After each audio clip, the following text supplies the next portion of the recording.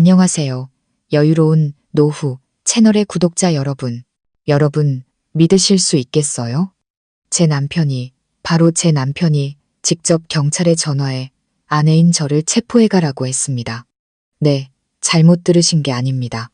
시어머니가 거실 바닥을 구르며 입에 거품을 물고 발작을 일으키는 그야말로 아수라장이 된 상황 속에서 말입니다. 제가 세상 전부를 바쳐 사랑했던 남편 박지훈은 경찰관들 앞에서 제 얼굴에 대고 손가락질하며 이렇게 소리쳤습니다. 저 여자입니다. 저 여자가 우리 엄마를 죽이려고 탕약에 독을 탔어요. 당장 저 여자를 잡아가세요. 차가운 수갑이 제 손목을 조여오는 순간 저는 울지 않았습니다. 그저 제 남편의 눈을, 그리고 실눈을 뜬 채 회심의 미소를 짓고 있는 시어머니의 눈을 똑바로 쳐다봤습니다. 그리고 저는 알았죠. 이 잔인한 게임은 이제 막 시작되었을 뿐이라는 것을. 제 이름은 서유나, 올해 28살의 약사입니다. 남편 지훈과는 대학 시절부터 연애를 했습니다. 우리의 사랑은 한때 누구보다 아름답고 낭만적이었습니다. 활기차고 능력 있는 지훈과 조용하고 순한 성격에 저는 서로에게 완벽한 짝이라고 생각했습니다.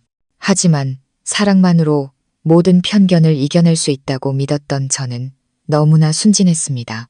결혼을 앞두고 처음 인사를 드리러 간 날, 시어머니 되실 김미숙 여사님은 실망감을 숨기지 않으셨습니다. 제 위아래를 훑어보시더니 아들에게 싸늘하게 한마디 툭 던지셨죠. 약사라고 해봤자 그깟 약 파는 애 아니니? 우리 집안이 어떤 집안인데 좀 더 격이 맞는 애를 찾지 그랬어. 그때 지훈은 제 손을 꽉 잡으며 말했습니다. 자기는 저 하나만 사랑하고 저하고만 결혼할 거라고요. 그의 단호함에 저는 감동했고 그가 제 든든한 버팀목이 되어줄 거라 믿었습니다. 하지만 그건 제 착각이었습니다. 결혼 후 제 삶은 인내의 연속이었습니다. 저희는 시부모님 그리고 시누이 박지혜와 함께 살았습니다. 시어머니는 사사건건 저를 못 잡아먹어 안달이셨습니다. 제가 한 음식은 입맛에 안 맞는다.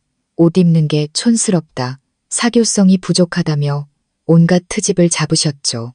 약사로서 제가 가진 전문 지식은 시어머니 눈에 그저 쓸데없는 잘난 척일 뿐이었습니다.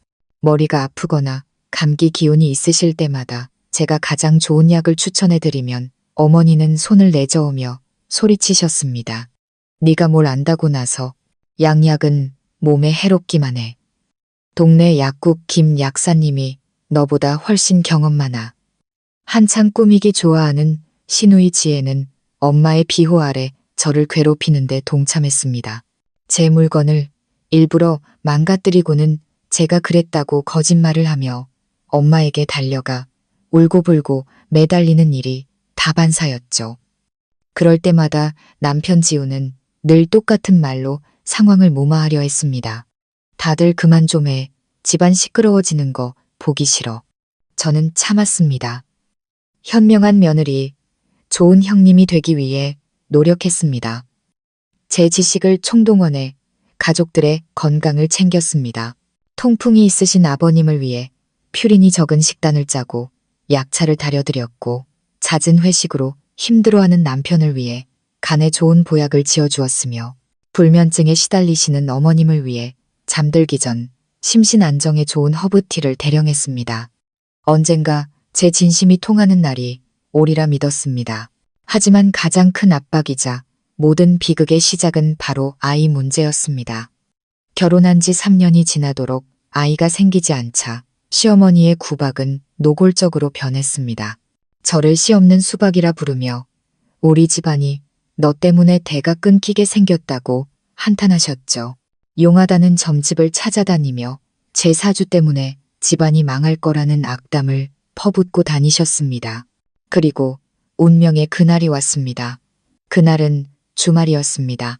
최근 부쩍 불면증과 피로를 호소하시면서도 양약은 질색하시는 시어머님을 위해 저는 특별히 시내에서 가장 유명한 한의원을 찾아갔습니다. 용하기로 소문난 원장님께 직접 어머니의 증상을 설명하고 진맥을 짚어 기혈을 보하고 심신을 안정시키는 귀한 보약 한 재를 지었습니다. 혹시나 시어머니가 또 믿지 않으실까봐 약재를 설명해 주시는 원장님의 모습과 약 처방전까지 꼼꼼하게 사진과 영상으로 남겨두었습니다. 그날 점심 저는 그 보약을 넣어 정성껏 한방 삼계탕을 끓였습니다. 제 진심이 담긴 이 음식이라면 어머니의 화도 조금은 누그러지리라 생각했습니다. 식사는 여느 때처럼 침묵 속에서 시작되었습니다. 저는 정성껏 든 닭고기 한 그릇을 두 손으로 공손히 시어머니께 올렸습니다. 어머니, 기력 보충하시라고 한방 삼계탕 끓였어요. 이거 드시면 잠도 잘 오고 몸도 한결 가뿐해지실 거예요. 시어머니는 힐끗 저를 쳐다보며 코웃음을 치셨지만 말없이 수저를 드셨습니다. 시누이와 남편도 식사를 시작했죠. 모든 것이 평범하게 흘러가던 그때였습니다.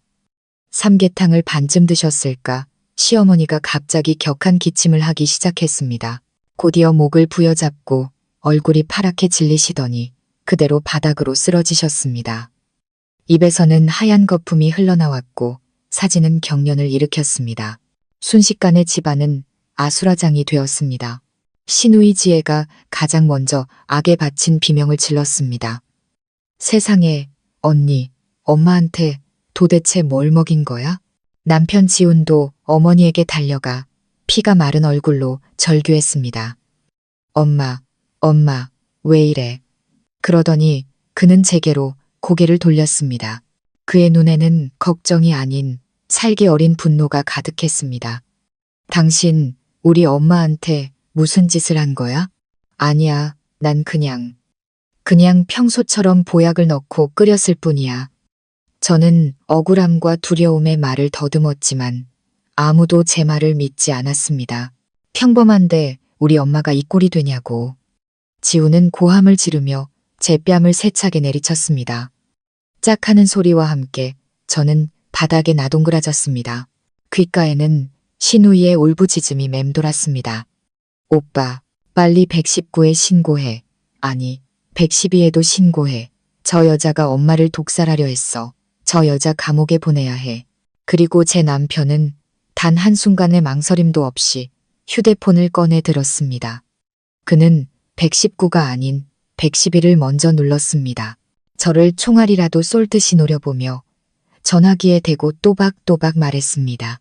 여보세요. 경찰서죠. 신고할 게 있습니다. 제 아내가 저희 어머니를 독살하려고 했습니다. 주소는 저는 차가운 바닥에 주저앉아 있었습니다. 한쪽 뺨은 불에 댄 듯 화끈거렸습니다. 완벽하게 짜인 연극 속에서 악독한 살인범 역할을 배정받은 채 옴짝달싹할 수 없게 된 것입니다. 과연 저는 이 억울한 누명을 벗고 제 자신을 지켜낼 수 있을까요? 그리고 이 끔찍한 독살, 연극 뒤에 숨겨진 진짜 음모는 과연 무엇일까요? 단 한 끼의 식사로 제 인생은 벼랑 끝으로 내몰렸습니다. 남편에게 독살범으로 몰려 시댁 식구들의 통쾌한 시선 앞에서 경찰서로 연행되었습니다. 경찰차 문이 쾅하고 닫히는 순간 답답하고 비좁은 공간에 갇혔지만 제 머릿속은 놀랍도록 차분했습니다. 지난 3년간의 결혼 생활, 참고 또 참아왔던 인고의 세월이 슬로우 모션 필름처럼 선명하게 스쳐 지나갔습니다. 그리고 깨달았습니다. 오늘 이 한방 삼계탕은 비극의 시작이 아니라 제 눈물과 인내의 잔을 넘치게 한 마지막 한 방울이었다는 것을. 제가 어째서 이토록 끔찍한 상황에서 평정을 유지할 수 있었는지 이해하시려면 제가 이 집안에 처음 발을 들였던 그날부터 이야기를 시작해야 합니다. 저와 지우는 4년간의 캠퍼스 커플이었습니다. 경영학을 전공한 지우는 언제나 무리의 중심에 있는 활기찬 사람이었고 약학을 전공한 저는 두꺼운 전공 서적에 파묻혀 사는 조용한 학생이었습니다. 서로 다른 자석의 N극과 S극처럼 저희는 강렬하게 서로에게 끌렸습니다. 그는 저의 차분함과 지적인 모습에 끌린다고, 제 곁에 있으면 치열한 사회생활의 긴장이 눈 녹듯 사라진다고 말했습니다. 우리의 사랑은 한 편의 시처럼 아름다웠고 저는 사랑만 있으면 모든 것을 극복할 수 있다고 믿었습니다. 하지만 결혼은 두 사람만의 문제가 아니라는 사실을 저는 까맣게 잊고 있었습니다. 처음 인사를 드리러 간 날, 저는 그 집안의 차가운 공기를 단번에 느낄 수 있었습니다. 으리으리한 3층짜리 저택은 따뜻함 대신 서늘한 거리감을 풍겼습니다. 시어머니 김미숙 여사님은 교양 있는 외모와 달리 날카로운 눈빛으로 저를 훑어보았습니다. 평범한 공무원 집안의 딸, 갓 대학을 졸업한 약사인 저를 마치 물건감 매기듯 뜯어보는 시선이었습니다. 그분은 별 말씀 없으셨지만 저는 그분의 모든 말 속에 숨겨진 경멸을 느낄 수 있었습니다. 당시 고등학생이었던 시누이 지혜 역시 자신의 영역에 침범한 이방인을 경계하는 어린 공주처럼 쌀쌀맞은 눈빛으로 저를 대했습니다. 그들의 암묵적인 반대에도 불구하고 지훈의 강력한 의지 덕분에 결혼은 성사되었습니다. 저는 제 진심과 노력으로 시댁 식구들의 마음을 얻으리라, 그들의 아들이 사람을 잘못 보지 않았다는 것을 증명해 보이리라 다짐했습니다. 저는 유망한 대형 제약회사에 입사 제의도 거절했습니다. 아내가 밖에서 고생하는 것을 원치 않는다는 지훈의 말 때문이었습니다. 당신은 집에서 살림하면서 현명한 아내, 착한 며느리가 되어주면 돼. 바깥 일은 내가 다 알아서 할게. 저는 그 말을 따랐습니다. 제 꿈과 커리어를 포기하고 오롯이 새로운 가정을 위해 헌신하기로 했습니다. 그리고 제 약학 지식을 그 헌신에 사용했습니다. 저는 스스로를 단순한 주부가 아닌 가정의 주치 약사라고 생각했습니다. 온 가족을 위해 영양 균형을 맞춘 과학적인 식단을 짰습니다.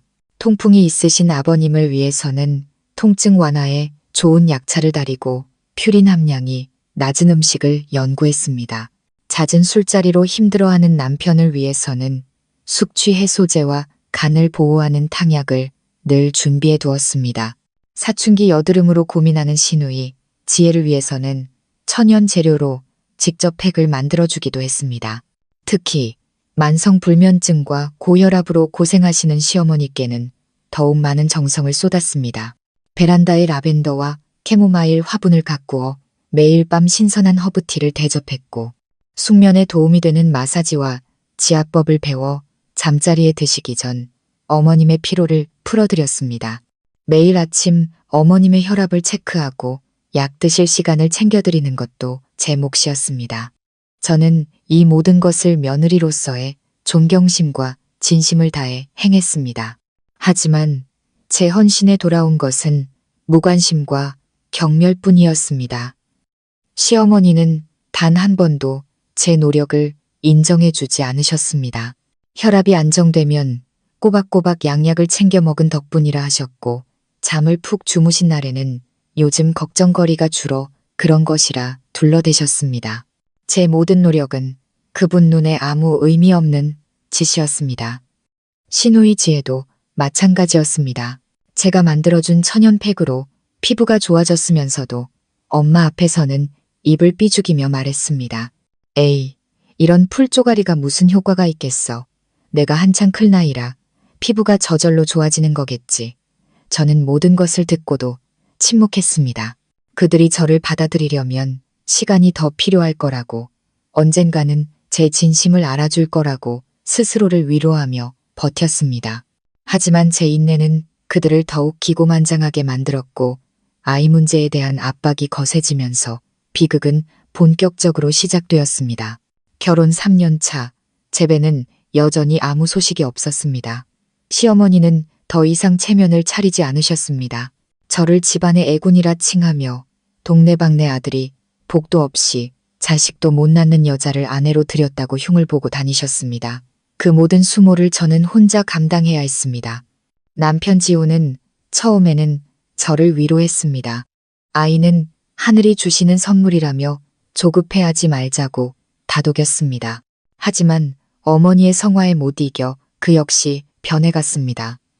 제게 짜증을 내는 일이 잦아졌고 술에 취해 늦은 밤에 들어오는 날이 늘어갔습니다. 더 이상 제 손을 잡아주지도 따뜻하게 안아주지도 않았습니다. 우리의 사랑이 서서히 죽어가고 있음을 직감했습니다. 병원 검진 결과 저희 부부 모두 건강에는 이상이 없었습니다. 다만 제가 극심한 스트레스로 인해 호르몬 불균형이 생겼을 수 있다는 진단을 받았습니다. 의사는 함께 여행이라도 다녀오며 마음을 편히 가져보라고 조언했습니다.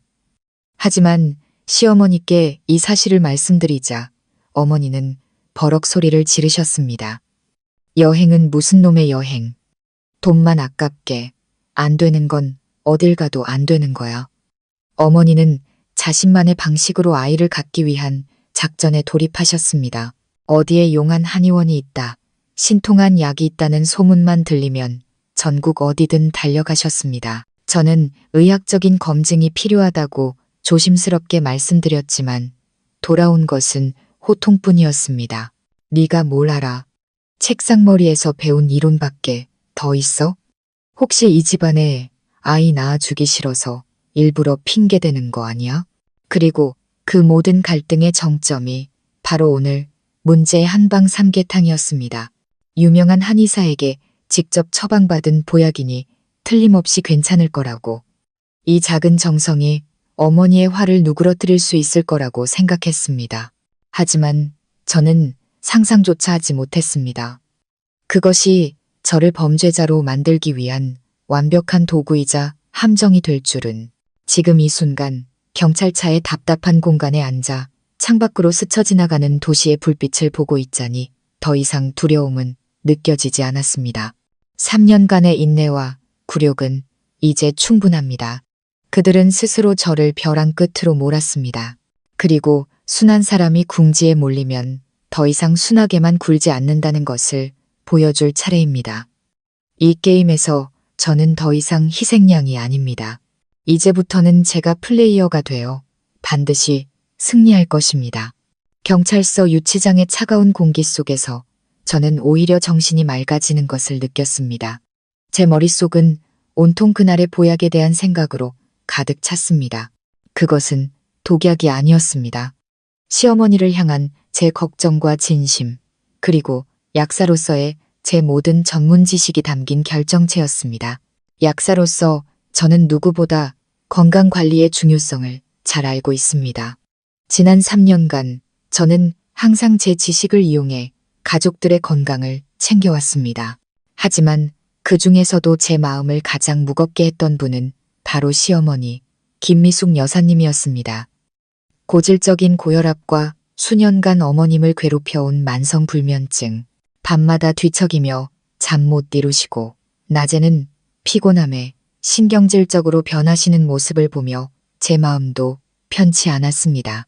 아무리 저를 미워하셔도 그분은 제 남편의 어머니이자 언젠가 태어날 제 아이들의 할머니였습니다. 며느리로서 모른 척할 수는 없었습니다.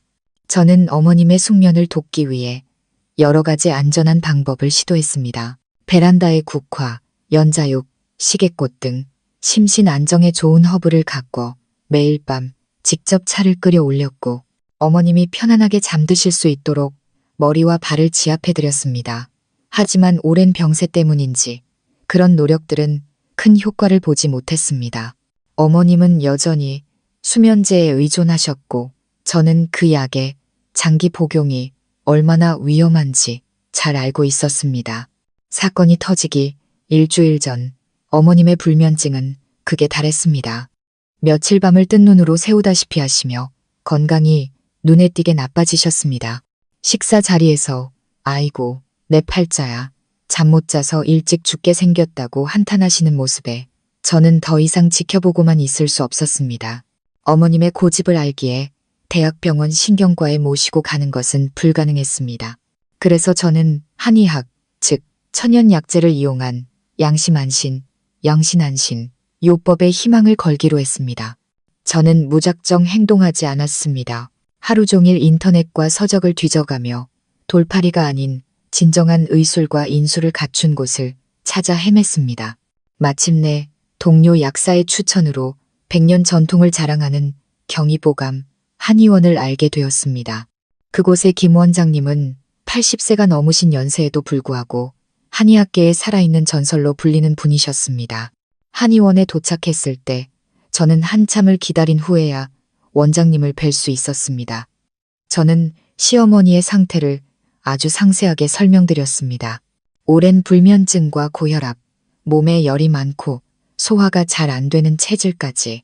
저는 원장님께 치료 목적에 강한 약이 아닌 심신을 안정시키고 기혈을 보충하여 숙면을 돕는 절대적으로 안전한 보조 약제를 원한다고 강조했습니다.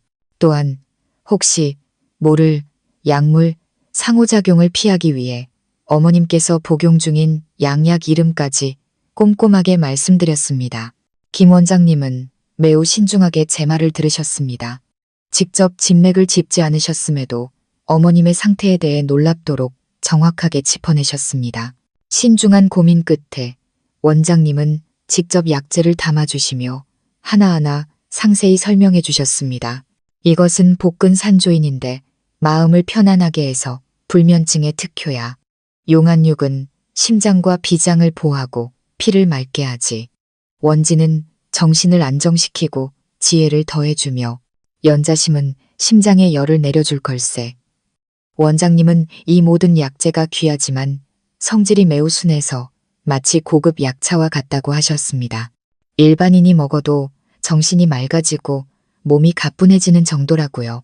특히 이 약재들은 내가 노인분들 체질에 맞게 양을 아주 순하게 조절했네.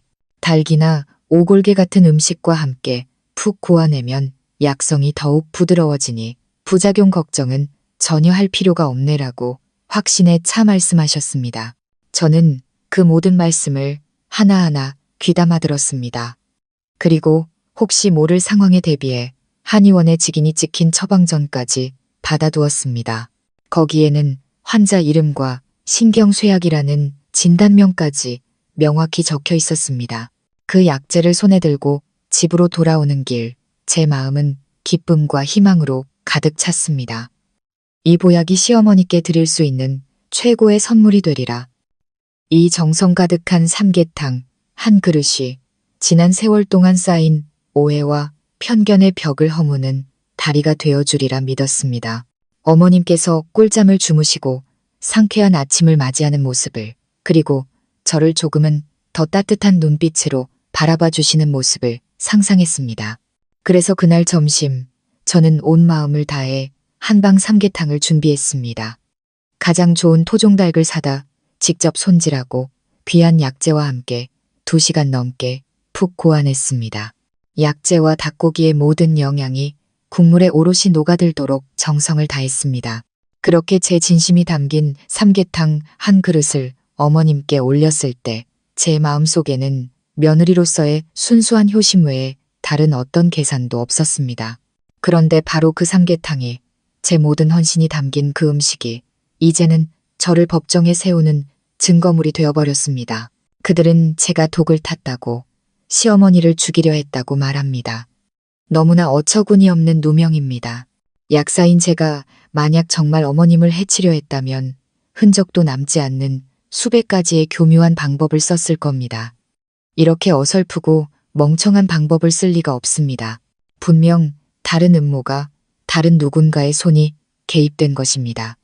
저는 경찰차의 차가운 의자에 앉아 있었지만 머릿속은 그 어느 때보다 명료했습니다. 저는 억울한 누명을 썼고 그 누명을 벗을 증거를 가지고 있습니다. 그들이 꾸민 연극, 이제 막을 내릴 시간이 다가오고 있었습니다. 마침내 경찰차가 회색빛의 낡은 건물, 동네 파출소 앞에 멈춰섰습니다. 태어나 처음으로 저는 피의자 신분으로 법의 심판대 앞에 서게 되었습니다. 젊고 무뚝뚝한 표정의 경찰관 2명이 저를 안으로 데리고 들어갔습니다. 파출소 안은 제가 일하는 약국의 깔끔함과는 정반대로 낡은 서류 냄새와 퀴퀴한 공기로 가득했습니다. 보이지 않는 불안감이 공간 전체를 짓누르는 듯 했습니다. 저는 작은 조사실로 안내되었습니다. 철제 책상 하나와 플라스틱 의자 몇 개, 그리고 차가운 백색 형광등이 전부인 공간이었습니다. 팀장으로 보이는 나이든 형사 한 명이 제 앞에 앉았습니다. 그는 날카로운 눈으로 저를 꿰뚫어 보듯 쳐다보며 감정 없는 목소리로 묻기 시작했습니다. 이름, 주민등록번호. 저는 침착하게 제 인적사항을 말했습니다. 목소리가 떨리지 않도록 등을 곧게 펴고 형사의 눈을 똑바로 쳐다보며 말입니다.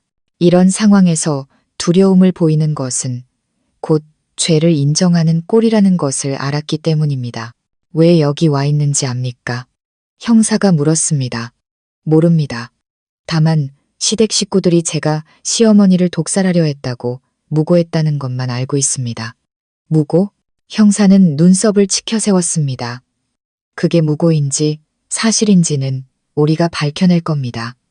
지금부터 오늘 점심에 있었던 일을 전부 사실대로 진술하세요. 저는 깊게 숨을 들이마신 뒤 모든 것을 상세하고 논리적으로 설명하기 시작했습니다. 시어머니의 건강 상태, 제가 정성껏 한의원을 찾아 약을 지은 과정, 그리고 삼계탕을 끓인 모든 절차를 말입니다. 저는 약사로서의 제 지식에 근거하여 최대한 객관적이고 이성적으로 상황을 설명하려 애썼습니다. 시댁과의 갈등이나 개인적인 감정은 일절 배제했습니다. 지금은 눈물로 호소할 때가 아니라 이성으로 승부해야 할 때였습니다. 형사는 제 말을 들으며 쉴 새 없이 수첩에 무언가를 기록했습니다. 그는 때때로 제 말을 끊고 날카로운 질문을 던지며 제 진술의 허점을 찾으려 했습니다. 당신이 약사라고 했죠. 그럼 그 약재들의 성분에 대해 정확히 알고 있었습니까? 시어머니가 복용 중인 양약과 상극인 성분은 없었다고 확신할 수 있나요? 저는 자신 있게 대답했습니다. 네, 형사님. 처방받은 약재들은 모두 심신안정과 보혈작용을 하는 순한 약초들입니다. 또한 제가 직접 원장님께 어머니께서 복용 중인 모든 양약에 대해 설명드리고 안전하다는 확답을 받았습니다. 의학적으로 그 약재들이 어머님께서 보이신 것과 같은 급성 중독 반응을 일으킬 가능성은 전혀 없습니다. 제 확신에 찬 대답에 형사는 조금 놀란 듯 했습니다. 그는 잠시 침묵하더니 말했습니다. 일단 당신의 진술은 알겠습니다. 하지만 최종 결론은 병원 검사 결과와 음식물 감식 결과가 나와봐야 알 수 있습니다. 그렇게 말하며 그는 젊은 경찰관에게 눈짓해 저를 다른 방으로 데려가 기다리게 했습니다.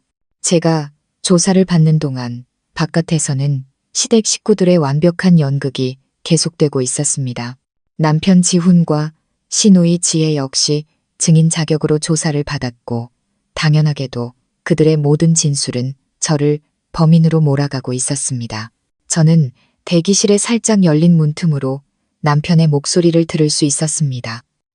그는 비통한 목소리로 불쌍한 어머니와 악독한 며느리의 이야기를 그려내고 있었습니다. 형사님, 제 아내가 이런 끔찍한 짓을 저지를 줄은 정말 꿈에도 몰랐습니다.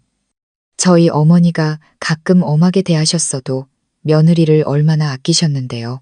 아마 아이 문제로 스트레스를 받다가 어머니가 자기를 구박한다고 생각해 앙심을 품은 것 같습니다. 제가 아내를 너무 믿었습니다. 이렇게 잔인한 사람인 줄도 모르고. 그는 심지어 제가 최근 인터넷으로 독초에 대해 검색하고 누군가와 수상한 전화를 하는 것을 봤다는 새빨간 거짓말까지 덧붙였습니다. 지혜는 한술 더 떴습니다. 끄끄 울음을 터뜨리며 자기가 부엌에서 저의 수상한 행동을 목격했다고 진술했습니다. 그때 제가 물 마시러 부엌에 내려갔는데 언니가 탕약에 몰래 뭘 넣고 있었어요. 제가 뭐냐고 물으니까 언니가 깜짝 놀라면서 저한테 신경 끄라고 소리치고는 방으로 쫓아냈어요. 무서워서 아무한테도 말 못했는데 언니가 정말 그런 짓을 할 줄은. 흑흑. 엄마. 두 남매의 연기는 한치의 오차도 없이 완벽했습니다. 그들은 저를 한순간에 피도 눈물도 없는 악마로 둔갑시켰습니다. 그들의 거짓 진술을 들으며 이미 각오했던 일임에도 불구하고 가슴 한구석이 시큰거렸습니다. 억울해서가 아니었습니다. 제가 한때 목숨 바쳐 사랑했던 남자의 잔인함과 위선의 마음이 아팠습니다. 3년의 세월, 그 많던 사랑과 추억을 그는 어쩌면 그렇게 쉽게 짓밟고 자신의 가족을 위해 저를 감옥으로 밀어넣을 수 있는 걸까요? 두 사람의 조사를 마친 형사가 다시 제게로 돌아왔습니다. 이번에 저를 보는 그의 눈빛은 이전과 달랐습니다. 단순한 의심이 아닌 명백한 적의가 담겨 있었습니다. 서윤아 씨, 당신의 진술과 증인들의 진술이 너무나 다릅니다. 남편과 시누이 모두 당신의 수상한 행동을 봤다고 하는데 어떻게 설명하겠습니까? 저는 그의 눈을 똑바로 쳐다보며 평온하게 대답했습니다. 형사님, 그것은 전부 거짓 진술입니다. 저는 더 이상 설명할 것이 없습니다. 진실은 오직 하나이며 저는 과학적인 감식 결과가 제 무죄를 증명해 줄 것이라 믿습니다. 저의 의연한 태도의 형사는 오히려 당황한 듯 보였습니다. 그는 수많은 피의자를 다뤄왔겠지만 저처럼 차분하고 이성적으로 자신의 무죄를 주장하는 사람은 처음이었을 겁니다. 조사는 저녁 늦게까지 계속되었습니다. 그들은 제 결혼 생활에 아주 사소한 부분까지 파고들며 저를 압박했지만 저는 시종일관 침착한 태도를 유지하며 제 무죄를 주장했습니다. 이것은 심리전이었습니다. 먼저 평정을 잃는 사람이 지는 게임이었죠. 그들의 연극이 아무리 완벽해도 과학을 이길 수는 없습니다. 저는 묵묵히 기다렸습니다. 감식 결과가 나올 때까지 제 마지막 카드를 뒤집을 그 순간을 말입니다. 어둠이 짙게 깔리고 조사실의 공기는 더욱 무겁게 가라앉았습니다. 형사는 불리한 증언들을 토대로 저를 더욱 거세게 몰아붙였습니다. 서윤아 씨, 우리가 충분히 기회를 줬는데도 계속 부인하고 있군요. 증인들의 진술은 모두 일치합니다. 마지막으로 묻겠습니다. 당신, 그 삼계탕을 끓이면서 무슨 꼼꼼이가 있었던 겁니까? 저는 이것이 그들의 마지막 심리적 압박이라는 것을 알았습니다. 여기서 흔들리면 모든 것이 끝장이었습니다. 저는 깊게 숨을 들이마시고 가장 차분한 목소리로 말했습니다. 형사님, 저는 결백합니다. 그리고 제게는 그것을 증명할 증거가 있습니다. 증거라는 말에 형사의 눈빛이 순간 흔들렸습니다. 그는 저처럼 궁지에 몰린 피의자가 저렇게 당당하게 나올 줄은 예상하지 못했던 것 같습니다. 때마침 대질신문을 위해 남편 지훈과 시누이, 지혜가 조사실로 들어왔습니다. 제가 증거가 있다고 말하자 두 사람의 얼굴이 순간 굳어졌지만 이내 평정을 되찾는 듯 했습니다.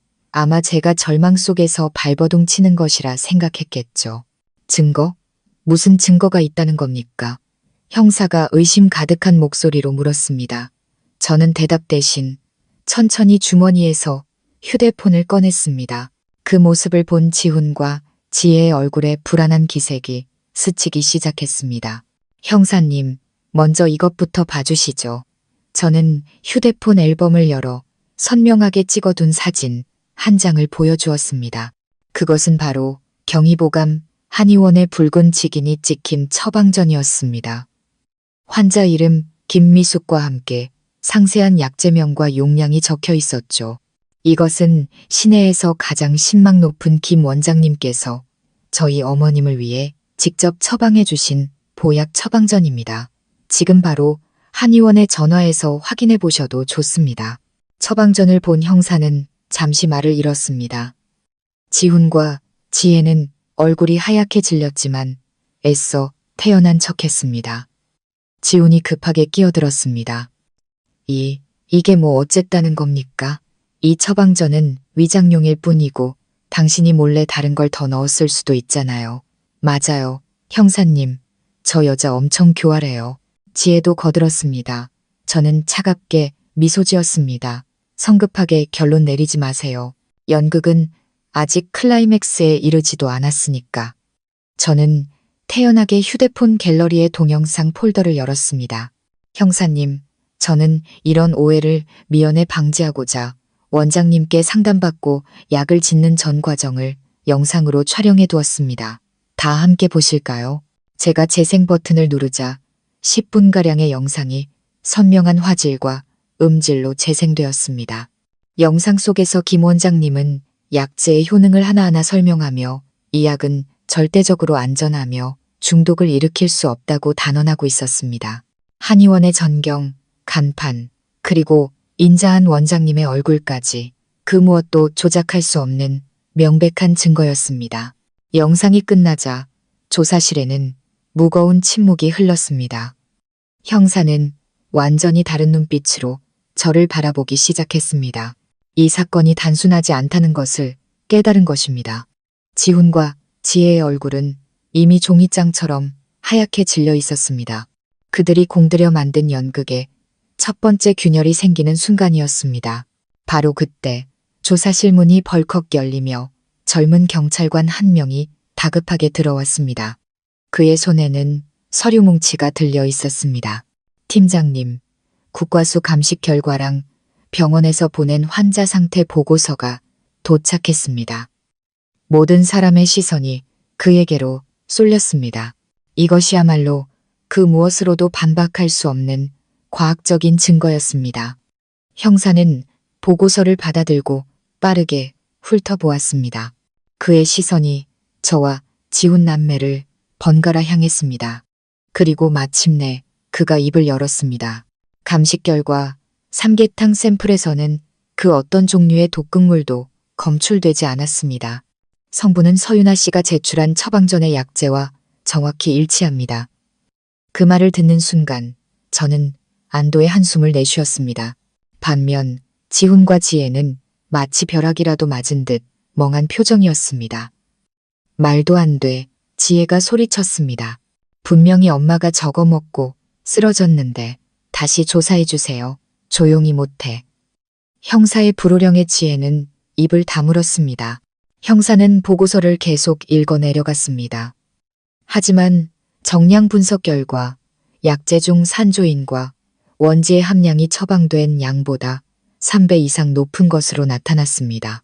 이렇게 비정상적으로 높은 용량은 환자의 허약한 몸 상태와 고혈압 병력을 고려했을 때 병원에서 기록된 증상과 똑같은 경련 및 거품 증상을 유발할 수 있습니다.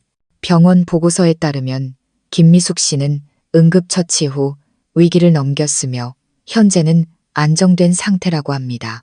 모든 것이 명백해졌습니다. 저는 무죄였습니다. 독살 사건은 애초에 없었습니다. 단지 보약과다 복용으로 인한 해프닝이었을 뿐입니다. 하지만 새로운 의문이 떠올랐습니다. 저는 정량 처방을 받았다는 증거를 제출했습니다. 그렇다면 누가 몰래 삼계탕에 약재를 더 넣어 복용량을 3배나 늘렸단 말인가? 형사의 날카로운 시선이 이제 지훈과 지혜에게로 향했습니다. 박지훈 씨, 박지혜 씨, 이 점에 대해 설명할 것 없습니까? 두 사람은 얼어붙은 듯 아무 말도 하지 못했습니다. 저는 몰라요. 저는 아무 짓도 안 했어요. 그들의 얼굴에는 당혹감과 공포가 역력했습니다. 저를 잡기 위해 파놓은 함정에 이제 그들 스스로가 빠져들고 있었습니다. 저는 그들의 꼴사나운 모습을 조용히 지켜보았습니다. 저의 첫 번째 반격은 화려하게 성공했습니다. 제 무죄는 증명되었습니다. 하지만 이제 시작일 뿐입니다. 법의 심판대 앞에서 그들의 거짓을 밝혀내는 것은 1단계에 불과합니다. 다음 단계는 바로 그들의 집에서 그들이 저지른 모든 죗값을 치르게 하는 것입니다. 형사의 날카로운 추궁 앞에 박지훈과 박지의 남매는 완전히 이성을 잃었습니다. 저는 정말 아무것도 몰라요. 점심 내내 제 방에서 게임만 했다고요. 지혜는 울며불며 자신의 결백을 주장했습니다. 지훈은 잠시 침묵하며 감정을 추스르더니 그럴듯한 변명을 내놓았습니다.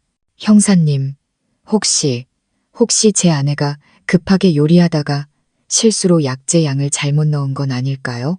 약사라도 사람이니 실수는 할 수 있는 거잖아요.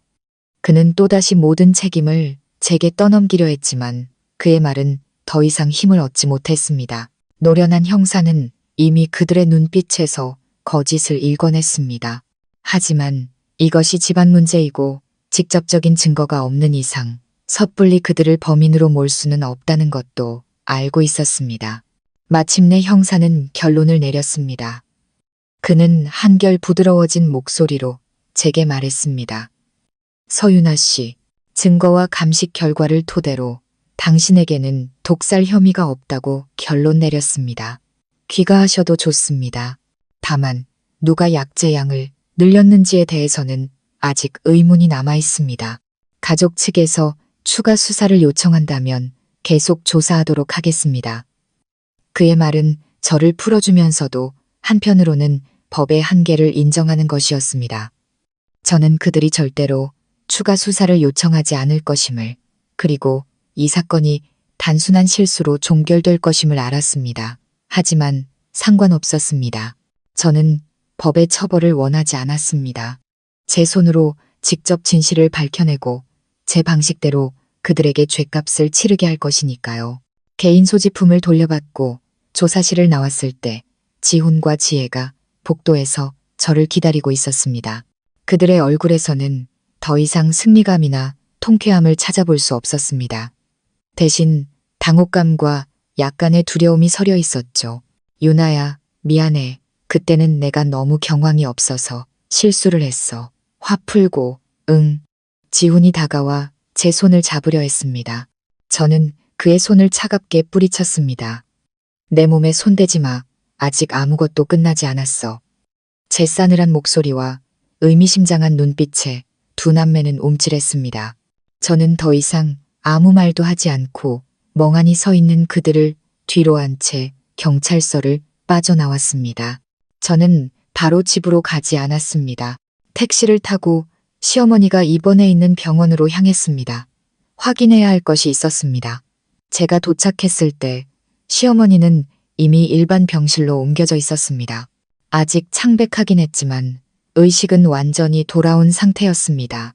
제가 병실 문을 열고 들어서자 시어머니는 쏘스라치게 놀라며 겁에 질린 눈으로 저를 쳐다봤습니다. 네, 네가 어떻게 여기에? 너 잡혀간 거 아니었어? 풀려났어요, 어머님. 저는 의자를 끌어다 침대 옆에 앉았습니다. 저는 무죄니까요. 저는 한치의 망설임도 없이 어머님의 눈을 똑바로 쳐다보며 물었습니다. 몸은 좀 어떠세요?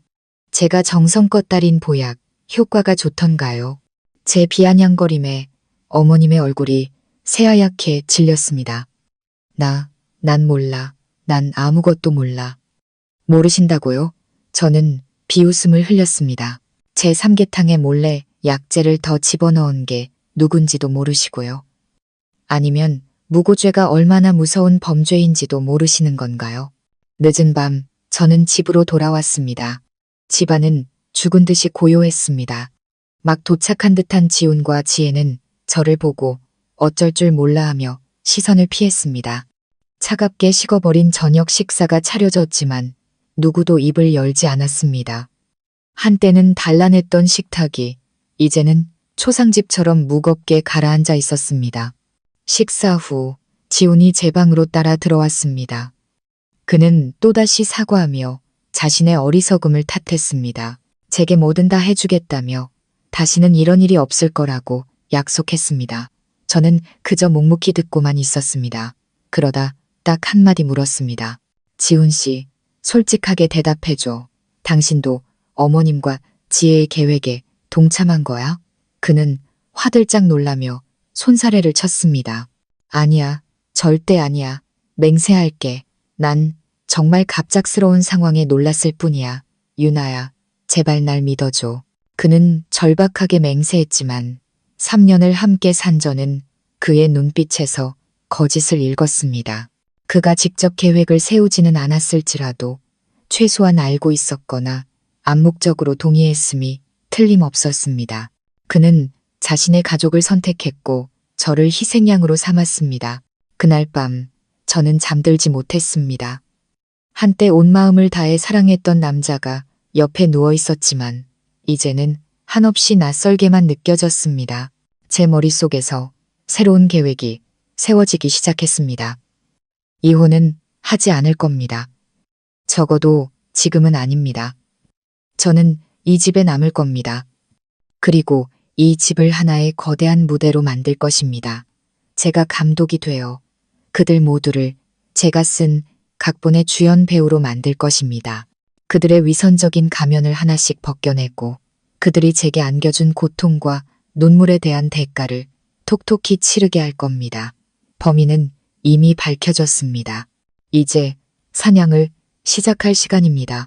독살 소동은 우발적인 사건이 아니라 치밀하게 계획된 음모였습니다. 이런 교활한 가족 전체를 무너뜨리기 위해서는 섣불리 행동해서는 안 된다는 것을 알았습니다. 저에게는 증거가 필요했습니다. 그 어떤 변명도 통하지 않을 칼날보다 더 날카로운 증거 말입니다. 그날 이후 저택의 공기는 돌덩이처럼 무겁게 가라앉았습니다. 시어머니는 퇴원 후 집에 돌아왔지만 더 이상 제게 큰 소리를 치지 못했습니다. 대신 시어머님과 지혜는 저를 증오와 경계가 뒤섞인 눈빛으로 쳐다보며 구석에서 자기들끼리 수군거리다가도 제가 나타나면 입을 꾹 다물었습니다. 남편 지호는 죄책감을 느끼는 남편 역할을 연기하기 시작했습니다. 제게 꽃과 선물을 사다 바치고 달콤한 말로 저를 위로하려 애썼습니다. 하지만 저는 그의 모든 행동 속에서 어색한 위선을 느낄 수 있었습니다. 그는 제가 모든 것을 잊고 넘어가 주길 바라며 저를 안심시키려 하고 있었습니다. 하지만 그는 틀렸습니다. 그가 제 뺨을 때리고 경찰에 신고하던 그날 제 마음은 이미 죽어버렸습니다. 저는 아무 일 없었다는 듯 평소처럼 행동했습니다. 아침 일찍 일어나 식사를 준비하고 집안을 청소하고 나긋나긋하게 말했습니다. 지훈이 사온 선물을 미소와 함께 받았고 그의 달콤한 말에 고개를 끄덕였습니다. 저는 모든 것을 용서하고 가정의 평화를 지키려는 아내를 연기했습니다. 저의 갑작스러운 순종에 그들은 서서히 경계심을 풀기 시작했습니다. 그들은 제가 여전히 순하고 어리숙해서 쉽게 조종할 수 있다고 믿었습니다. 하지만 그 순한 양이 이제 날카로운 발톱을 숨기고 조용히 사냥을 계획하고 있다는 사실을 그들은 까맣게 몰랐습니다. 제 계획의 첫 단계는 이 집을 거대한 무대로 만드는 것이었습니다. 그들의 모든 말과 행동을 제 손안에 넣기 위해 저는 몰래 카메라를 설치하기로 결심했습니다. 이것은 매우 신중하고 정교한 작업이었습니다.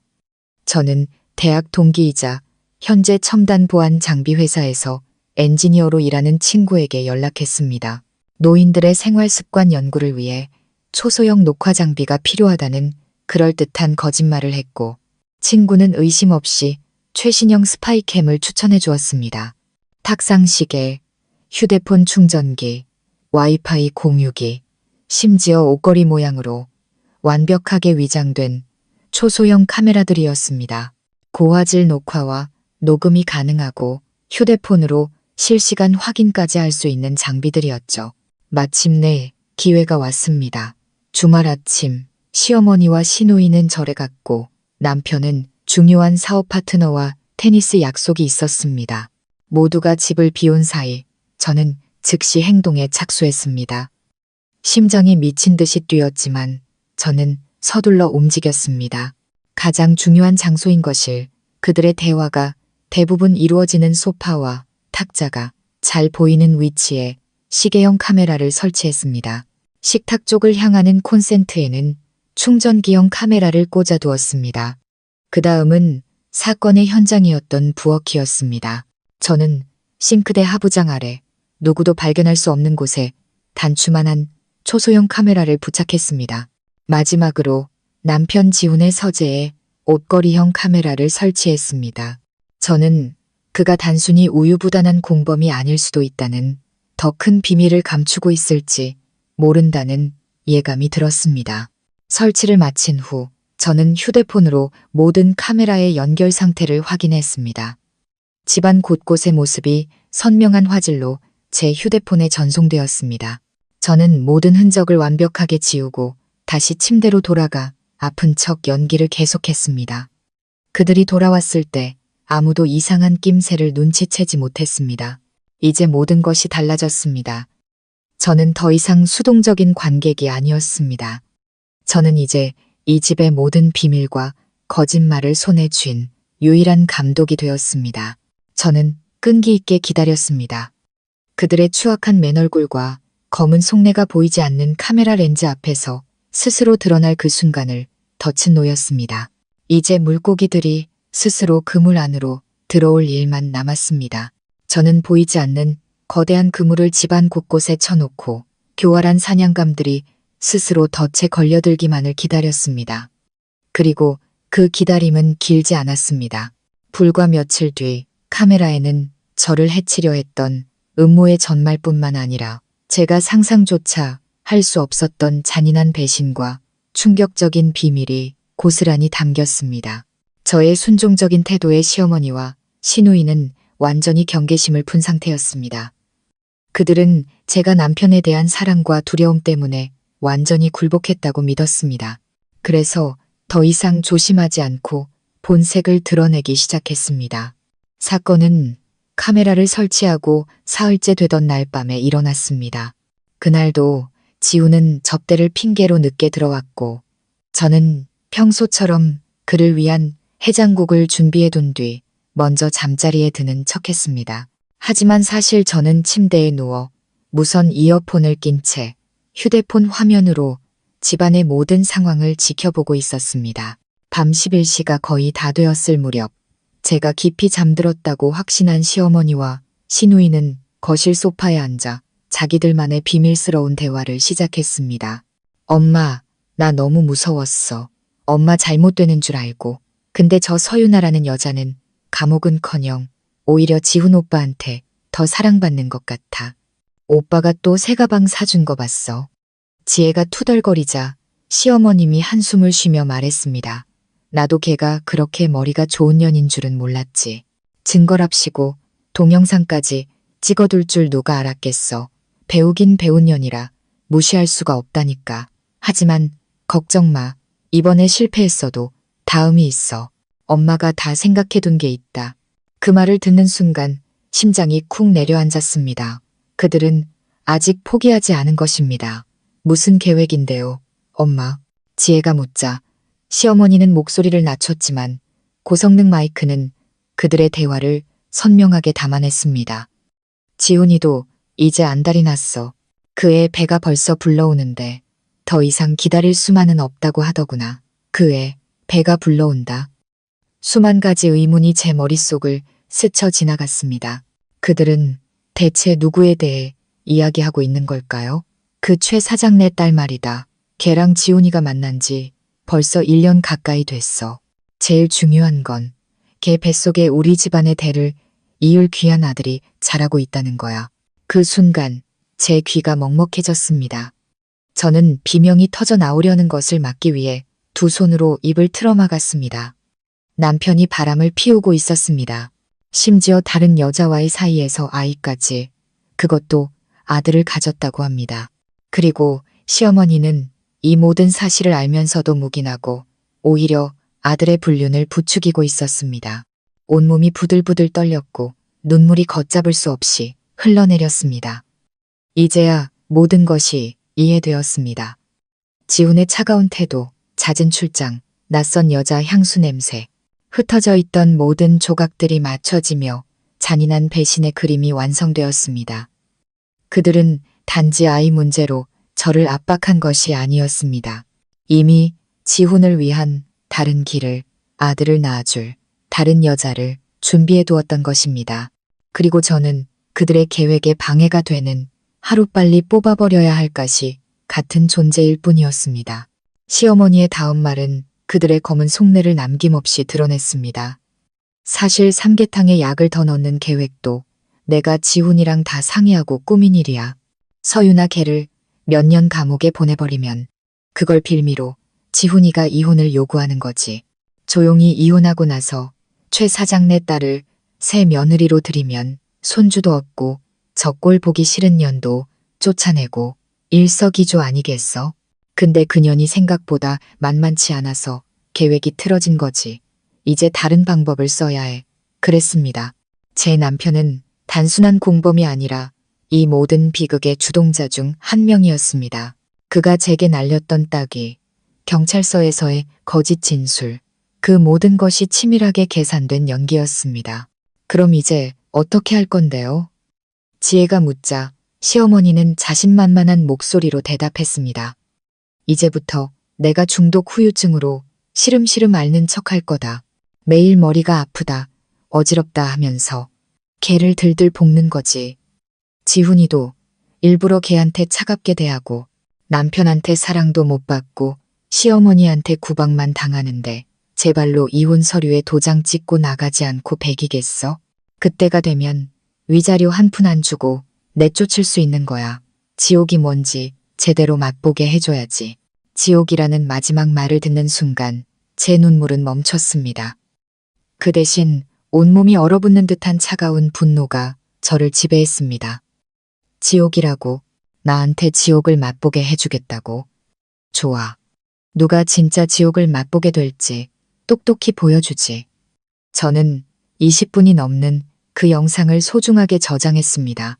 이것은 더 이상 단순한 무고의 증거가 아니었습니다. 머리부터 발끝까지 썩어빠진 한 가족의 추악한 범죄 기록이었습니다. 그들의 연극은 폭로되었습니다. 이제 서윤아, 바로 제가 이 연극의 마지막 장을 쓸 차례입니다. 그 어떤 비극보다 더 참혹한 결말을 그들에게 선사할 것입니다. 남편의 외도와 숨겨둔 아이의 존재는 이미 상처투성이었던 제 심장에 치명적인 비수를 꽂았습니다. 시어머니의 계배 속에 우리 집안의 대를 이을 귀한 아들이 자라고 있다는 말이 고장 난 녹음기처럼 머릿속을 맴돌았습니다. 저는 침대 위에 미동도 없이 앉아 있었습니다. 눈앞이 캄캄했습니다. 제 미래처럼 말입니다. 시어머니의 구박과 시누이의 모욕은 견딜 수 있었습니다. 남편 지훈만 내 곁에 있다면, 그가 나를 사랑해준다면 어떤 어려움도 이겨낼 수 있다고 믿었습니다. 그는 제가 지난 3년간의 모욕을 참고 견딘 유일한 이유였습니다. 하지만 이제 그 마지막 동아줄마저 끊어져 버렸습니다. 그는 단순히 우유부단한 공범이 아니라 제 인생의 비극을 연출한 주연 감독이었습니다. 그의 늦은 귀가, 화장실에서의 은밀한 통화, 급하게 삭제되던 메시지들, 그리고 제가 일의 스트레스 때문이라고 순진하게 믿었던 그의 냉담함, 그 모든 것이 기만이었음을 이제야 깨달았습니다. 저는 정교하게 짜인 거짓 연극 속에서 혼자 진짜 사랑을 하고 있었던 바보였습니다. 배신감은 억울함보다 더 끔찍한 고통을 안겨주었습니다. 억울함은 이성으로 싸워 정의를 되찾을 수 있지만 배신은 제 심장을, 제 모든 믿음과 희망을 산산조각 내버렸습니다. 저는 소리 없이 눈물을 흘렸습니다. 제 순진했던 지난날을 위해, 헛되이 버려진 3년의 청춘을 위해, 그리고 추악한 거짓과 계산으로 더럽혀진 제 첫사랑을 위해 울었습니다. 얼마나 지났을까? 지훈의 차가 들어오는 소리에 정신이 번쩍 들었습니다. 저는 황급히 눈물을 닦고 잠든 척했습니다. 지금 이 순간 약한 모습을 보여서는 안 됐습니다. 그는 조용히 옷을 갈아입고 제 옆에 누워 습관처럼 저를 안으려 했습니다. 그의 손이 제 몸에 닿는 순간 저는 참을 수 없는 혐오감에 몸서리를 쳤습니다. 다른 여자와 함께 있다. 온 남편, 자신의 가족과 함께 나를 파멸시킬 계획을 꾸미는 남자와 한 침대에 누워있다는 사실에 숨이 막힐 것 같았습니다. 그날 밤 저는 뜬 눈으로 밤을 새웠습니다. 그리고 깨달았습니다. 더 이상 무너질 수 없다고. 이제는 사랑이 아닌 짓밟힌 제 자존심을 위해 일어서야 한다고. 시어머니의 복수 계획은 이제 제 눈에 우스꽝스러운 장난처럼 보였습니다. 지옥을 보여주겠다고? 좋아. 하지만 그 지옥은 당신들이 아닌 바로 내가 만들어줄게. 저는 그들의 음모뿐만 아니라 위선적인 남편의 가면까지 벗겨버릴 것입니다. 그들이 애타게 기다리는 귀한 손주를 그들 집안의 가장 큰 수치로 만들어줄 것입니다. 다음 날 아침 저는 완전히 다른 사람이 되어 침실을 나섰습니다. 저는 이혼하지 않을 겁니다. 적어도 지금은 아닙니다.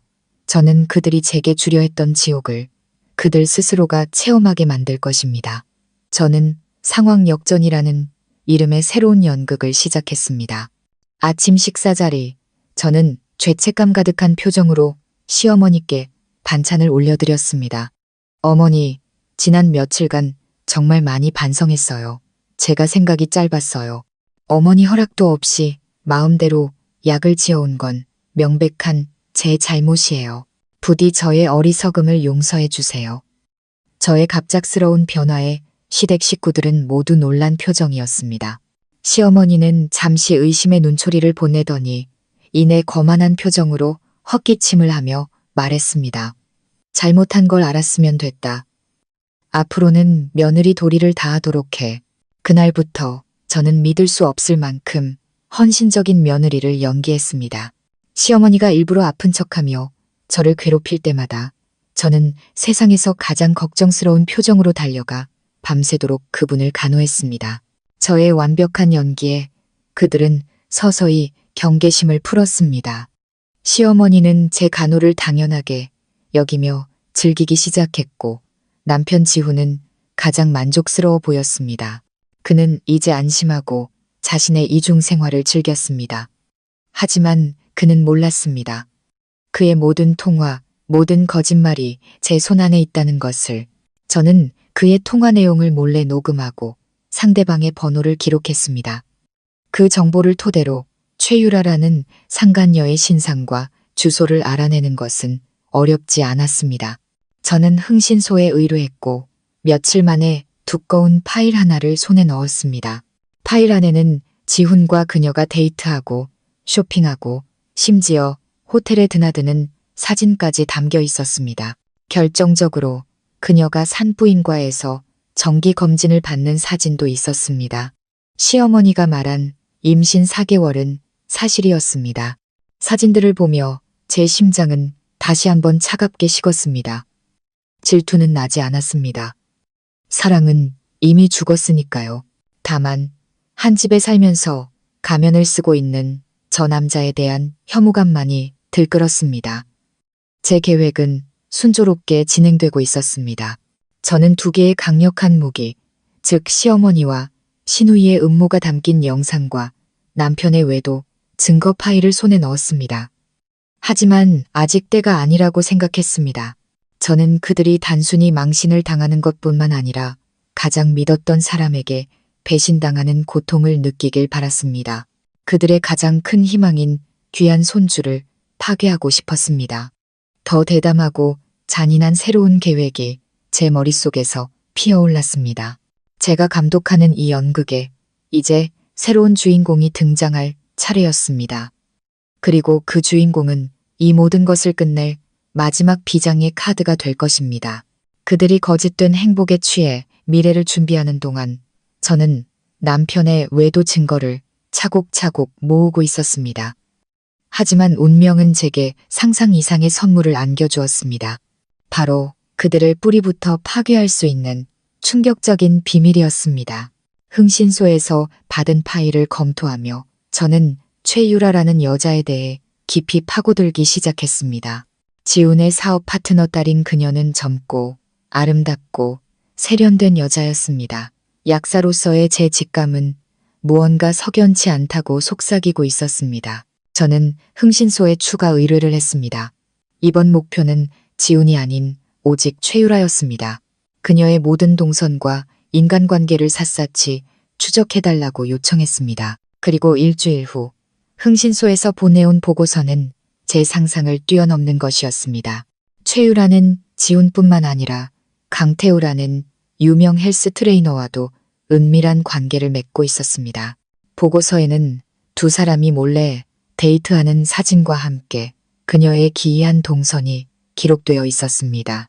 그녀는 지훈을 만난 직후 항상 강태우를 만나러 갔습니다. 마치 지훈은 돈을 위한 물주이고 강태우가 진짜 사랑인 것처럼 보였습니다. 끔찍한 가설이 제 머릿속을 스쳐 지나갔습니다. 그녀 뱃속의 아이는 과연 박지훈의 아이가 맞을까? 저는 흥신소의 2 사람의 관계를 더 깊이 파헤쳐 달라고, 특히 그녀가 임신했을 시점의 행적을 집중적으로 조사해 달라고 요청했습니다. 그리고 마침내 결정적인 증거가 제 손에 들어왔습니다. 흥신소는 한적한 카페에서 최유라와 강태우가 격렬하게 다투는 장면을 몰래 촬영한 영상을 보내왔습니다. 영상 속에서 강태우는 최유라를 거칠게 추궁하고 있었습니다. 솔직히 말해. 그 애, 내 애야. 아니면 그 늙은이 애야. 최유라는 당황하며 주변을 살피더니 목소리를 낮춰 속삭였습니다. 미쳤어. 조용히 해. 당연히 당신 애지. 하지만 그 남자 애라고 해야 우리 미래가 보장되잖아. 그 인간 멍청하고 순진한 데다 아들 타령까지 해서 속이기 쉬워. 당신은 그냥 조용히 그림자 아빠 역할이나 하고 있어. 내가 그 집에 들어가기만 하면 당신이 원하는 거 뭐든 다 해줄 수 있단 말이야. 온몸에 소름이 돋았습니다. 제 남편은 상간녀에게 철저히 이용당하고 다른 남자의 아이를 자기 아이인 줄 알고 기뻐하고 있었던 것입니다. 시어머니는 핏줄도 섞이지 않은 남의 자식을 귀한 손주라며 애지중지하고 있었던 거고요. 그들은 저를 파멸시키기 위해 온갖 악행을 저질렀지만 결국 자기들이 들인 여우에게 제대로 뒤통수를 맞은 셈이었습니다. 제 손에는 이제 원자폭탄보다 더 강력한 무기가 들려 있었습니다. 저는 서두르지 않기로 했습니다. 그들이 거짓된 행복에 푹 빠져 결혼을 준비하고 새로운 미래를 꿈꾸게 내버려 둘 것입니다. 그리고 그들의 행복이 절정에 달하는 그 순간 이 엄청난 선물을 터뜨릴 것입니다. 그들의 희망이 산산조각 나는 모습을, 그들의 자존심이 나락으로 떨어지는 모습을 똑똑히 지켜보는 것, 그것이 바로 진짜 지옥일 테니까요. 저는 마지막 비장의 카드를 손에 쥔 인내심 강한 사냥꾼이 되었습니다. 그리고 이 잔인한 연극의 마지막 무대는 화해라는 이름으로 위장된, 그러나 실상은 심판을 위한 가족 파티가 될 것이었습니다. 저는 주말을 이용해 가족 파티를 열자고 제안했습니다. 어머니, 지난번 일 이후로 집안 분위기가 너무 무거워요. 이번 주말에 다 같이 식사하면서 묵은 감정을 풀고 화해하는 자리를 만들면 어떨까요? 제 친구들이랑 오빠 친구들도 초대해서 북적북적하게요. 화해라는 말에 시어머니와 지혜는 긍정적인 반응을 보였습니다. 제가 완전히 항복했다고 생각한 것이겠죠. 저는 남편에게 최유라 씨도 초대하자고 제안했습니다. 여보, 최유라 씨 얘기 많이 들었어요. 예쁘고 말도 잘 통한다면서요. 이참에 초대해서 저랑도 친구하면 좋잖아요. 제 대담한 제안에 남편은 잠시 당황했지만 이내 저를 속 깊고 현명한 아내라며 칭찬하고는 흔쾌히 동의했습니다. 그는 그것이 마지막 심판을 위한 소환장이라는 것을 꿈에도 몰랐을 겁니다. 파티는 고급 레스토랑의 VIP 룸을 통째로 빌려 진행되었습니다. 저는 이벤트 업체에 의뢰해 가족의 추억을 상영한다는 명목으로 대형 스크린까지 설치했습니다. 그날 모든 주인공이 모였습니다. 화려하게 차려입은 시어머니와 시누이, 다정한 남편인 척 연기하는 지훈, 그리고 마지막으로 주인공인 최유라가 등장했습니다. 그녀는 도전적이면서도 승자의 여유가 담긴 눈빛으로 제게 인사했습니다. 안녕하세요, 형님. 지훈 씨한테 얘기 많이 들었어요. 저는 평생 잊지 못할 미소를 지으며 대답했습니다. 안녕하세요. 저도 얘기 많이 들었어요. 어서 앉아요. 이제 한 가족이나 마찬가지인데. 운명의 파티가 시작되었습니다. 모두가 어색한 미소 뒤에 각자의 음모를 숨긴 채 화기애애한 분위기를 연출했습니다. 식사가 거의 끝나갈 무렵 저는 자리에서 일어났습니다. 어머님, 그리고 여러분. 오늘 이 자리를 위해 제가 작은 선물을 준비했습니다. 우리 가족의 소중한 순간들이 담긴 영상이에요. 다 함께 스크린을 봐주세요. 영상은 저희의 결혼 사진, 가족 여행 사진 등 평화로운 모습으로 시작되었습니다. 하지만 갑자기 화면이 바뀌며 익숙한 저희 집 거실이 나타났습니다. 그리고 그날 밤 시어머니와 시누이가 자신들의 범죄를 스스로 자백하는 모습이 고스란히 재생되었습니다. 사실 삼계탕에 약을 더 넣는 계획도 내가 지훈이랑 다 상의하고 꾸민 일이야. 서윤아 걔를 몇 년 감옥에 보내버리려고. 그 순간 레스토랑 안의 모든 시선이 지훈에게로 향했습니다. 그는 석고상처럼 굳어버렸습니다. 최유라 역시 믿을 수 없다는 표정으로 지훈을 쳐다봤습니다. 화면에서는 계속해서 시어머니의 목소리가 흘러나왔습니다. 최 사장네 딸 뱃속에는 우리 집안의 대를 이을 귀한 아들이 자라고 있다. 모든 것이 폭로되었습니다. 시어머니와 지혜는 의자에 주저앉아 부들부들 떨기만 했습니다. 하지만 아직 끝이 아니었습니다. 이건 첫 번째 선물이었고요. 이건 어머님과 최유라 씨께 드리는 두 번째 선물이에요. 우리 집안의 귀한 손주 탄생을 축하하며 이번에는 영상이 아닌 음성 파일이 레스토랑 스피커를 통해 울려 퍼졌습니다. 솔직히 말해, 그 애, 내 애야? 아니면 그 늙은이 애야? 미쳤어. 조용히 해. 당연히 당신 애지. 하지만 그 남자 애라고 해야 우리 미래가 보장되잖아. 자신의 목소리가 흘러나오자 최유라는 비명을 지르며 자리에서 벌떡 일어났습니다. 모든 사람의 경멸, 어린 시선이 그녀에게로 쏟아졌습니다. 방금 전까지 손주를 얻을 생각에 기뻐하던 시어머니는 이제 가장 큰 고통에 빠졌습니다. 그녀는 최유라에게 손가락질하며 말을 잇지 못했습니다. 네, 네가 감히 나를 속여. 지훈 역시 분노에 찬 눈으로 그녀를 노려보았습니다. 최유라는 저를 가리키며 아니야, 저 여자가 날 함정에 빠뜨린 거야 라고 발악했지만 이미 때는 늦었습니다. 그녀는 수치심에 얼굴을 감싸쥐고 룸 밖으로 뛰쳐나갔습니다.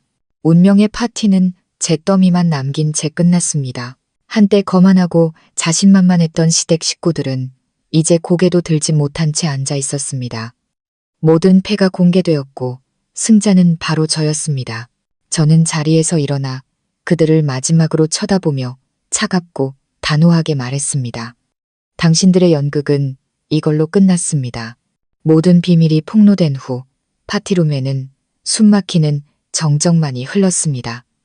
시어머니는 넋이 나간 사람처럼 허공만 바라보고 있었습니다. 귀한 손주라는 가장 큰 희망이 물거품이 되고 믿었던 예비 며느리에게 처참하게 배신당한 충격에 그녀는 완전히 무너져 내렸습니다. 시누이 지혜는 의자에 웅크린 채 두려움과 수치심에 끄끄 울고 있었습니다. 하지만 가장 극적인 반응을 보인 것은 제 남편 박지훈이었습니다. 그는 갑자기 벌떡 일어나 룸 밖으로 뛰쳐나가더니 잠시 후 독한 술병을 들고 돌아왔습니다. 그는 벽나발을 불며 미친 사람처럼 웃기 시작했습니다. 하하하, 전부 다 거짓말이었어. 그는 어머니와 동생을 차례로 가리키더니 제 앞으로 다가와 갑자기 무릎을 꿇었습니다. 유나야, 내가 잘못했어. 정말 잘못했어. 나는 쓰레기야. 병신이야. 제발, 제발 나를 용서해줘. 우리 다시 시작하자. 응, 내가 다 버리고 당신한테만 잘할게. 그의 절박한 사죄에도 제 마음은 조금도 흔들리지 않았습니다. 저는 그의 손에서 제 다리를 차갑게 빼냈습니다. 일어나, 지훈 씨. 지금 당신 모습 정말 비참해 보여. 당신은 나한테 잘못한 게 아니야. 당신 자신의 어리석음에 잘못한 거지. 우리 사랑은 이미 오래전에 죽었어. 당신이나 대신 당신 가족을 택했을 때, 당신이 다른 여자와 잠자리를 했을 때, 그리고 당신이 내 뺨을 때리고 경찰에 신고했을 때 완전히 죽어버렸다고. 저는 테이블 위에 USB 하나를 올려놓았습니다. 이 안에는 모든 증거가 들어있어. 이거 하나면 당신 가족은 전부 끝장이야. 그는 새파랗게 질렸습니다. 저는 이혼 서류를 내밀었습니다. 여기 사인해. 그리고 이 집은 우리 공동명의 재산이니까 집값의 절반을 위자료로 지급해. 이건 재산 분할이 아니야. 내 3년의 청춘과 내가 받은 육체적, 정신적 고통에 대한 보상금이야. 당신과 당신 가족의 악행에 대한 대가라고. 동의하면 이 USB는 영원히 세상에 나오지 않을 거야.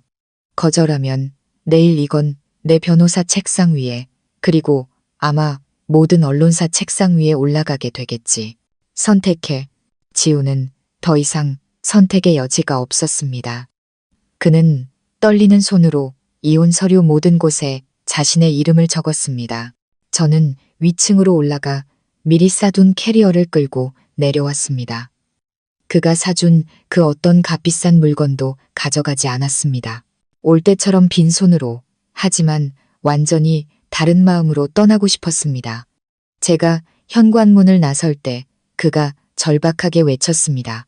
유나야, 우리 정말 돌이킬 수 없는 거야. 저는 뒤돌아보지 않고 담담하게 말했습니다. 지훈 씨, 당신이 내 뺨을 때리고 경찰에 신고하던 그 순간 당신 아내 서윤아는 이미 죽었어. 지금 당신과 얘기하는 사람은 그냥 낯선 사람일 뿐이야. 문을 열고 밖으로 나서자 따뜻한 저녁 햇살이 저를 감쌌습니다. 저는 깊게 숨을 들이마셨습니다. 제 가슴이 이렇게 가볍고 자유로웠던 적은 없었습니다. 제 인생의 낡고 지긋지긋했던 한 챕터가 마침내 끝이 났습니다. 구독자 여러분, 제 이야기는 여기서 끝이 납니다. 인내의 한계와 자신을 지키는 것의 가치에 대해 다시 한번 생각해보게 하는 시간이 되셨기를 바랍니다. 우리는 때로 평화를 위해 참고 물러서야 하지만 우리의 선의가 악용되고 존엄성이 짓밟힐 때는 단호하게 맞서 싸워야 합니다. 침묵이 때로는 악의 동조자가 될 수 있다는 것을 기억해야 합니다. 그리고 어떤 상황에서도 감정에 휩쓸리지 않는 차가운 이성과 지혜를 잃지 마십시오. 지식과 논리적 사고는 그 어떤 것보다 강력한 자기방어 무기입니다. 마지막으로 진정한 해방은 복수가 아닌 스스로를 올가매는 독이 든 관계에서 벗어나는 용기에서 비롯됩니다. 제가 그 집을 나서는 순간 저는 비로소 과거의 고통에서 벗어나 제 인생의 진정한 주인이 될 수 있었습니다. 제 이야기가 여러분께 작은 울림을 주었기를 바라며 여유로운 노후 채널을 통해 또 다른 이야기로 찾아뵙겠습니다. 감사합니다.